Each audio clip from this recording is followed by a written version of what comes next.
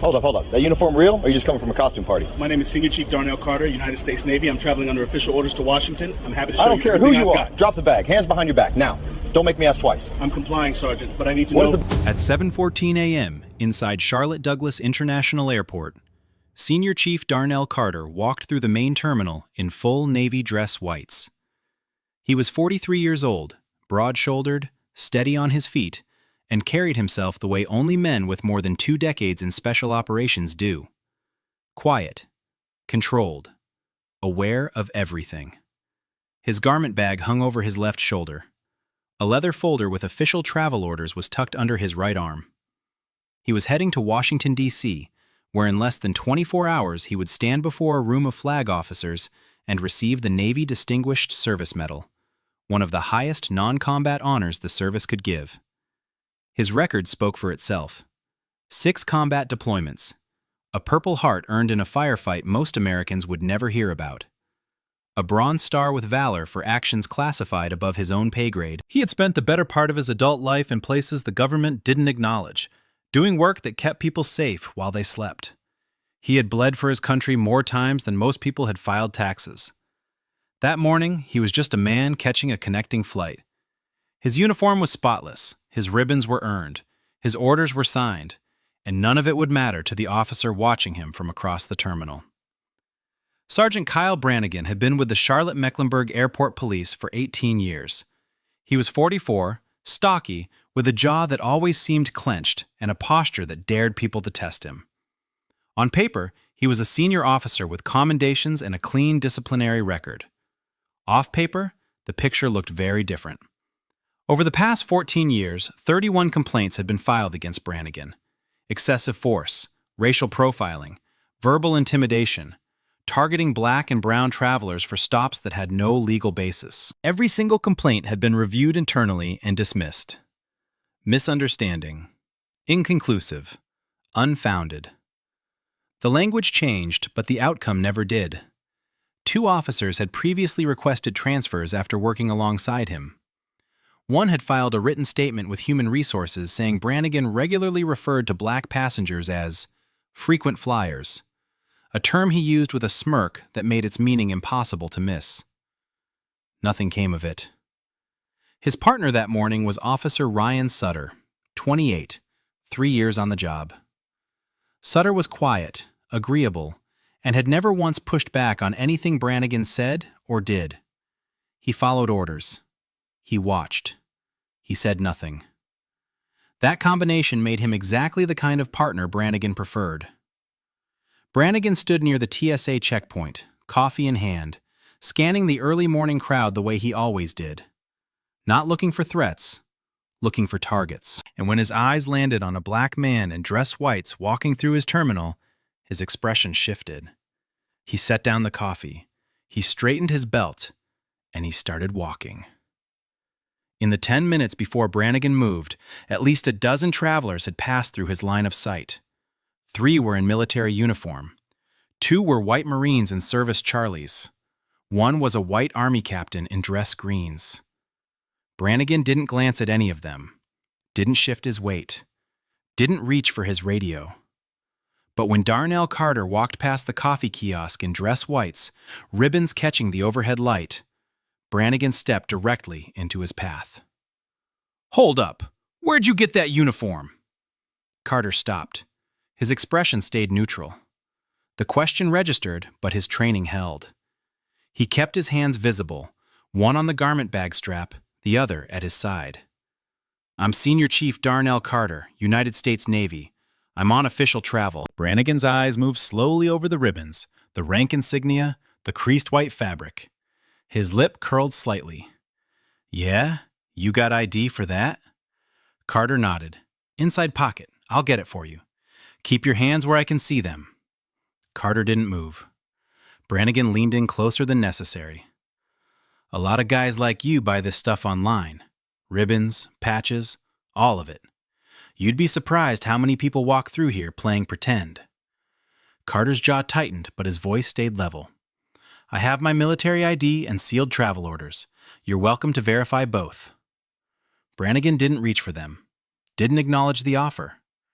Sutter moved to Carter's right side, blocking the path forward. The two officers now had him boxed in. Travelers slowed. A woman with a rolling bag glanced over. A gate agent at the nearest counter looked up. Carter stood still between them, hands open, posture straight, watching Brannigan's eyes and recognizing something he had seen before in men who had already decided what they were going to do before the conversation started. Brannigan's voice dropped.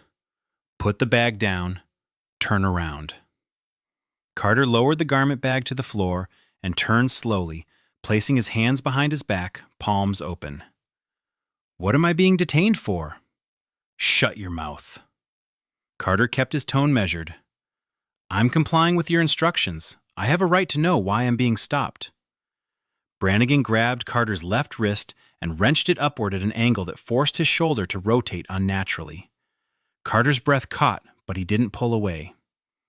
"I am not resisting," he said clearly, loud enough for anyone within 20 feet to hear. Brannigan yanked harder. "Stop resisting." Carter's body pitched forward from the force. Before he could correct his balance, Brannigan drove him face first into the terminal floor. The sound was immediate and sickening, a hard crack of bone and flesh against polished tile that echoed across the concourse. Sutter dropped a knee onto Carter's upper back without hesitation. Carter's metals ground against the floor. His lips split on impact. A line of blood ran onto the white fabric of his uniform and pooled against the tile. He didn't move, didn't struggle, didn't raise his voice.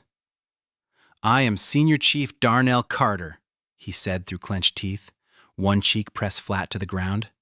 "I am not resisting." Around them, the terminal erupted. A woman screamed. A child near the gate started crying. A businessman dropped his briefcase and pulled out his phone. Within seconds, at least 6 cameras were recording from different angles. And on Brannigan's chest, the red light of his bodycam blinked steadily, capturing everything he had just done to a man who had done nothing at all. A man in a faded Marine Corps cap pushed through the gathering crowd. He was in his late 60s, tall, with the kind of posture that never fully leaves a person who served. He took one look at Carter on the floor, the dress whites, the ribbons, the blood, and his voice cut through the noise like a command. "That man is a senior chief. You can see his rank from here. What the hell are you doing?" Brannigan didn't look up. "Sir, step back or you'll be next." The Marine held his ground. "I'm a retired colonel, United States Marine Corps. That man is in uniform with rank and ribbons you clearly don't understand. You're assaulting a service member." Brannigan finally looked at him. "I don't care if he's the Secretary of Defense. Back up. Now." Sutter glanced at the colonel, then at the growing crowd, then at the phones. His knee stayed on Carter's back, but his face had changed. Something behind his eyes was catching up to what his body was still doing. A flight attendant near the gate picked up an internal phone and called airport operations. Her voice was tight. "There's an officer on the floor of Concourse C with a man in a Navy uniform pinned down. There's blood. People are recording. You need to send someone now." A teenage girl sitting cross-legged at a charging station had her phone angled low, capturing everything. A woman in scrubs was live-streaming to Facebook, narrating under her breath.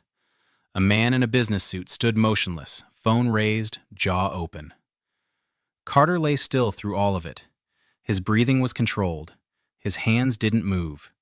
His training had taken over completely, the same way it had in rooms and corridors and rooftops in countries most of these people would never visit. He spoke once more, his voice steady despite the blood on his lips. "I am not resisting. I am an active-duty Navy SEAL. You are being recorded." Brannigan leaned down, close enough that his body cam picked up every syllable. "I don't care what you call yourself. You're nothing right now." Carter was pulled to his feet by the cuffs, the metal biting into his wrists as Brannigan hauled him upward without warning. His shoulder screamed from the earlier wrench. Blood had dried along his chin and soaked into the collar of his dress whites. The garment bag and leather folder lay on the terminal floor where he'd dropped them. No one picked them up. Brannigan and Sutter walked him down a side corridor, past a maintenance door, and into a windowless security room with a metal table, 2 chairs, and a single overhead light. Brannigan shoved him into a chair and cuffed his right wrist to a steel loop bolted to the table. Carter looked at him. "I need medical attention. My lip is split and my shoulder may be dislocated." "You're fine," Brannigan said. Carter kept his voice level. "I'm requesting medical assistance. I have a right to that." Brannigan leaned against the doorframe. "You've got a right to sit there and wait until I figure out what to do with you." He walked out. Sutter followed. The door closed. Carter sat alone in that room for over 2 hours. No water, no medical attention, no phone call, no explanation of charges. His blood dried brown against white fabric. His shoulder throbbed with every breath. The overhead camera in the corner of the ceiling recorded everything. The stillness, the silence, the patience of a man who had survived things these officers couldn't imagine, now cuffed to a table in his own country. Halfway through the first hour, Brannigan's voice drifted in from the hallway. The ceiling mic caught it with perfect clarity. "Another one playing dress-up. They all do it. Fake rank, fake medals, fake everything." A colleague standing near him shifted uncomfortably, but said nothing. Nobody ever did. That was how it worked. That was how it had always worked. Until now. The door to the holding room opened at 9:41 a.m. The woman who stepped through was not a police officer. Patricia Vance was the airport's operations director, a civilian administrator who had run Charlotte Douglas for 11 years and answered directly to the aviation department and the city. She had been pulled out of a morning briefing by a staff member who told her there was a situation in Concourse C involving a man in a military uniform, blood on the floor, and passengers recording on their phones. She walked into the room and stopped. Carter sat upright in the chair, wrist cuffed to the table, dried blood along his chin and collar, his dress whites stained and scuffed. His posture was still straight. His eyes were clear. He looked at her the way a man looks at someone when he's been waiting a long time for anyone with authority to walk through the door. Vance turned to Brannigan, who had followed her in. "Explain this." Brannigan crossed his arms. Suspicious individual in a military uniform. Possible stolen valor. He refused to comply with a lawful stop. Vance looked back at Carter. "Is that accurate?" "No, ma'am," Carter said. "I identified myself. I offered my military ID and travel orders. I complied with every instruction. I was never shown a reason for the stop. I asked for medical attention and was denied. I've been cuffed to this table for over 2 hours. Vance held out her hand toward Brannigan. "Give me his identification." Brannigan hesitated. "Now, Sergeant." He reached into a plastic bin on the counter and handed over Carter's military ID and the leather folder containing his orders. Vance opened the ID first. The photo matched. The name read Carter Darnell A. Rank, Senior Chief Petty Officer. She unfolded the orders. Official travel, ceremony in Washington, signed by a Rear Admiral. She closed the folder and looked at Brannigan with an expression that made Sutter take a half step back. "This man is an active-duty Navy SEAL with orders signed by a flag officer. Uncuff him immediately." Brannigan didn't move. "I haven't finished processing him." "You're finished," Vance said. "Uncuff him now, or I'm calling the Federal Air Marshal Office and your chief simultaneously." Sutter stepped forward without waiting and unlocked the cuff. Carter flexed his wrist slowly. The skin beneath was raw and red. Vance walked Carter to a private office down the hall, closed the door, and handed him a bottle of water. Then she picked up the phone. Her first call went to Naval Special Warfare Command in Coronado. She identified herself, described the situation, and read Carter's service number directly from his ID. The duty officer on the other end asked her to repeat the details. She did. The line went quiet for 4 seconds. Then the duty officer said, "Hold, please," and transferred her to the command's legal office. Within 30 minutes, NCIS had opened a case file. Within 45, the Department of Defense Office of Inspector General had been notified. Within an hour, a Pentagon liaison was on a direct call with Charlotte-Mecklenburg Airport Police Chief Ronald Durbin. The language was not diplomatic. "You have an active-duty Navy SEAL who was assaulted, racially profiled, denied medical attention, and held without cause for over 2 hours by your officers. This is now a federal matter. Preserve all footage immediately. No officer involved in this incident speaks to anyone outside your department without federal authorization. Durbin sat behind his desk, phone pressed to his ear, staring at the wall. He had run the department for 9 years. He had seen complaints come and go. He had signed off on dismissals that kept officers like Brannigan in uniform because the alternative was paperwork, union battles, and political noise. But this was not a complaint from a passenger who would eventually give up. This was the Pentagon, and the Pentagon did not give up. Durbin called Brannigan into his office that afternoon. The conversation lasted less than 3 minutes. "Badge and weapon," Durbin said, "on my desk, before end of shift." Brannigan stared at him. "Chief, I was doing my job." Durbin didn't blink. "Your job just became a federal investigation. Badge, weapon, now." For the first time in 18 years, Kyle Brannigan unclipped his badge, set it on the desk, and walked out of the building without it. The evidence unit pulled the footage that same evening. Brannigan's body cam, Sutter's body cam. 6 terminal security cameras covering Concourse C from different angles. The holding room ceiling camera with audio. Every file was uploaded, time-stamped, and flagged. Internal Affairs received the first batch before midnight. A federal liaison received a secure copy by morning. The body cam footage from Brannigan was the worst of it. Not because the angle was dramatic, but because it was steady, clinical. It showed exactly what he saw when he approached Carter. A black man in dress whites walking through a terminal. It showed the stop, the tone, the proximity. It showed Brannigan's hand grabbing Carter's wrist and wrenching it upward. It captured the moment Carter's face hit the tile, the sharp crack of impact, the way his body went still. It recorded the blood appearing on white fabric. It recorded Brannigan's voice saying, "I don't care what you call yourself. You're nothing right now." Sutter's footage confirmed everything from a second angle. His camera showed Carter's hands open behind his back before the takedown. It showed Carter's mouth moving, repeating the words, "I am not resisting." It showed Sutter dropping his knee onto Carter's back without hesitation, without command, as if it were reflex. The terminal cameras were wider. They captured the crowd, the phones, the retired Marine colonel stepping forward, the flight attendant picking up the internal phone. They showed the 2 white Marines and service Charlies who had passed Brannigan minutes earlier without a glance. They showed the white Army captain who walked the same corridor untouched. And then they showed Carter, the only black service member in the frame, face down on the floor with 2 officers on top of him. But the holding room footage was what made the investigators go quiet. 2 hours and 14 minutes. Carter sitting still, wrist cuffed to the table, blood drying on his face. No one entering the room, no water, no medic, no phone.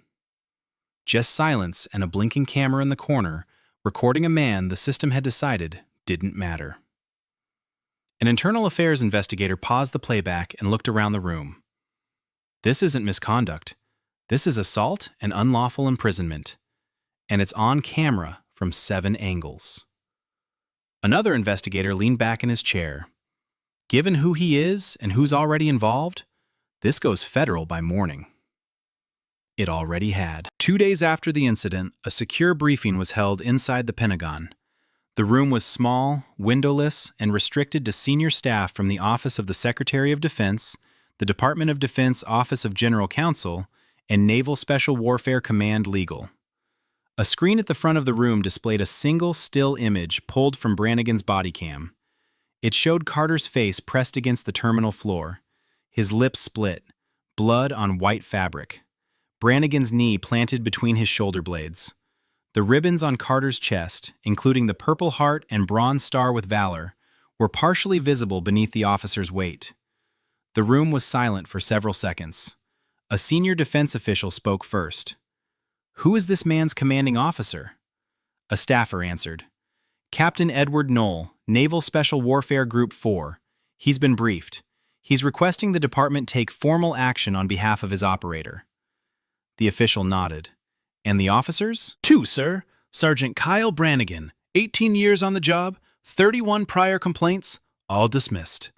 His partner, Officer Ryan Sutter, 3 years, no independent action taken during the incident. The official stared at the image. This man has served on operations that will never carry his name.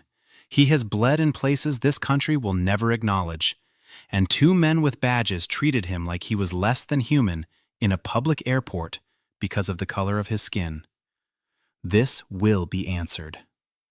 Later that day, the Department of Defense released a formal public statement. It read in part, "The Department of Defense considers the treatment of Senior Chief Darnell Carter to be a grave violation of his civil rights and an affront to every man and woman who wears the uniform of the United States Armed Forces. We are cooperating fully with federal investigators and expect complete accountability at every level." Behind closed doors, the language carried more weight. A JAG officer stood before a room of Pentagon lawyers and said, "If this had happened overseas to a foreign national in our custody, we'd call it a violation of the Geneva Conventions. It happened here, to one of ours, in an American airport, while he was wearing the uniform he earned. There is no version of this where anyone walks away clean." Federal investigators arrived in Charlotte 3 days after the Pentagon briefing. NCIS agents and a Department of Justice civil rights team set up in a conference room at the airport police headquarters and began pulling everything. Every complaint ever filed against Brannigan, every incident report he had written, every bodycam file attached to his name, every internal affairs review that had cleared him, every email between supervisors that mentioned his conduct. What they found was not a single bad day. It was a system. 31 complaints over 14 years. Every one of them involved a black or brown traveler. The pattern was identical each time. A stop with no legal basis, aggressive language, physical intimidation, and a report filed afterward that described the encounter in terms designed to justify what had already happened. Resisted verbal commands, displayed hostile body language, matched a description. The same phrases recycled again and again, always accepted, never questioned. Bodycam footage from 14 prior incidents was still on file. Investigators reviewed each one.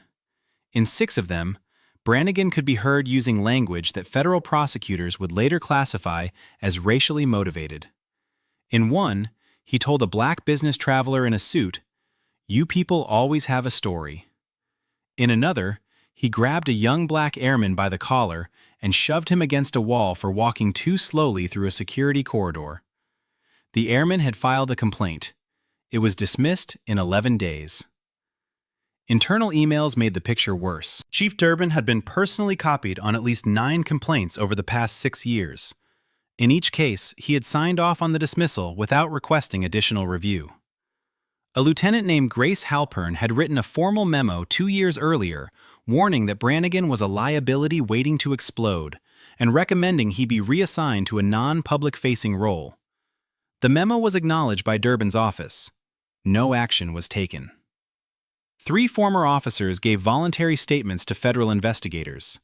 One said, "Everyone on that force knew what Brannigan was. We watched it happen. We filed what we could. Nothing ever changed."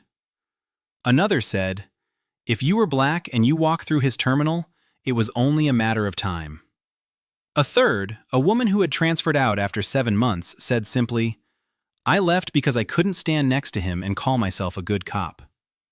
The termination letters were issued within 6 weeks of the incident. Sergeant Kyle Brannigan was fired for gross misconduct, excessive force, racial discrimination, unlawful detention, denial of medical assistance to a detained individual, and falsifying his official report of the encounter with Senior Chief Carter. His law enforcement certification was permanently revoked by the State Certification Board following an emergency review. He was barred from holding any policing role in the state of North Carolina. Officer Ryan Sutter was terminated for failure to intervene during an unlawful use of force, failure to render aid to an injured detainee, and complicity in unlawful detention. His certification was suspended indefinitely. His career in law enforcement was over before he turned 29. Chief Ronald Durbin did not wait for the federal investigation to finish. He resigned 4 days after investigators presented evidence that he had personally suppressed at least 9 complaints against Brannigan over a 6-year period. His resignation letter cited personal reasons. No one believed it. Lieutenant Grace Halpern, the officer who had written the ignored memo warning about Brannigan 2 years earlier, was quietly promoted to captain. 2 supervisors who had signed off on complaint dismissals were demoted and reassigned to administrative roles with no public-facing duties. A 3rd retired before the disciplinary process reached him. The Charlotte-Mecklenburg Airport Police Department entered into a federal consent decree, the most severe form of federal oversight available. Under its terms, an independent monitor would oversee all use-of-force incidents, complaint investigations, hiring practices, and bias training for a minimum of 5 years. Every body cam file from every interaction would be subject to random audit. Every complaint would be reviewed by an external board before it could be closed. The department that had spent 14 years burying Kyle Brannigan's record was now required to answer for every file it had ever sealed. And the man who had worn the badge the longest without consequence was now the reason none of them could operate without federal supervision. The Department of Justice Civil Rights Division filed federal criminal charges 8 weeks after the incident. Brannigan was charged with assault under color of law, deprivation of civil rights, unlawful imprisonment, and filing a false report. Sutter was charged with conspiracy to deprive civil rights and failure to intervene. Both were arrested at their homes on a Tuesday morning. Brannigan said nothing as he was cuffed. Sutter cried. The trial lasted 2 weeks. On the first day, prosecutors played Brannigan's body cam footage from start to finish. The courtroom watched Carter walk through the terminal, watched Brannigan step into his path, watched the stop, the language, the wrench, the slam, watched blood appear on white fabric. Watch Carter say through clenched teeth, "I am not resisting." When the holding room footage played, 2 jurors looked away. 2 hours and 14 minutes. A man cuffed to a table with blood drying on his face. No water, no medic, just silence and a blinking camera. Carter testified on the 4th day. Calm, precise, the same composure he had shown on the terminal floor. He said, "I did not resist. I identified myself. I offered my credentials. I was assaulted because of the color of my skin." Brannigan's defense argued Carter's size was intimidating and his tone confrontational. 7 camera angles and audio from every recording destroyed both claims in minutes. The jury deliberated 4 hours. Guilty on all counts. Both men. The judge looked at Brannigan for a long time before speaking. "You did not protect and serve. You attacked and degraded. And you did it to a man who has given more to this country than you will ever understand." Brannigan received 6 years. Sutter received 2. Neither apologized. Neither showed remorse. Outside the courthouse, Carter stood on the steps in dress whites. He didn't speak to reporters. The footage had said everything. Carter filed his federal civil rights lawsuit 3 days after the verdict. The complaint named Brannigan, Sutter, former Chief Durbin, the Airport Police Department, the Airport Authority, and the City of Charlotte. Assault, unlawful detention, denial of medical care, racial profiling, false imprisonment, institutional cover-up spanning 14 years. His attorney, Adrian Locke, a former federal prosecutor with 15 years in civil rights litigation, reviewed the evidence and told Carter, "This is the clearest case I've ever seen, and the most damning." Discovery confirmed what investigators had already found.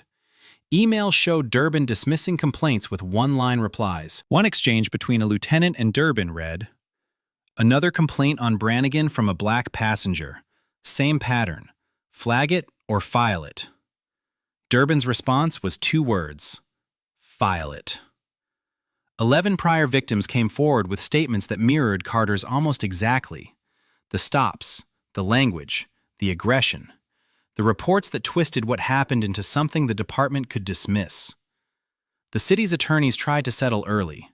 Locke rejected their first offer without a counter. "You're not buying silence. You're answering for 14 years of failure." The case settled 6 weeks before trial for $20 million, one of the largest individual civil rights settlements in North Carolina history. The terms went beyond money. A formal public apology read into the city council record. A complete overhaul of use of force and complaint review policies. And a named scholarship fund, the Carter Justice Fellowship, for minority students pursuing criminal justice degrees. Locke stood beside Carter when the settlement was announced. She said only, "The system didn't work for 14 years. It worked today because a man refused to be erased, and the evidence was impossible to destroy." Weeks later, Senior Chief Darnell Carter walked through another airport. Same dress whites, same ribbons, same posture. He carried his garment bag over one shoulder and his orders under his arm the way he always had. No one stopped him. No one questioned whether he belonged. He boarded his flight, sat by the window, and watched the runway fall away beneath him.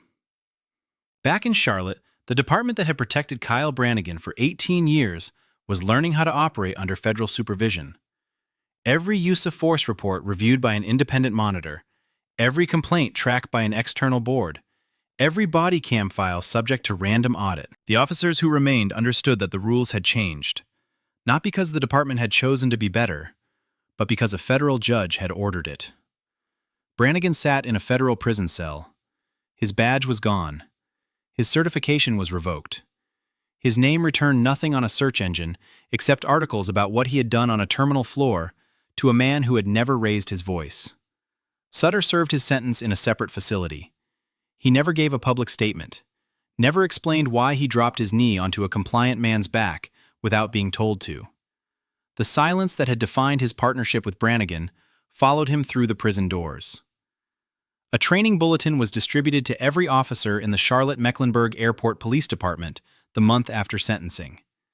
It showed a single still frame from Brannigan's body cam. Carter's face pressed to the tile. Blood on white fabric. A knee between his shoulder blades. Beneath the image, one line. This is what failure looks like. No names were printed.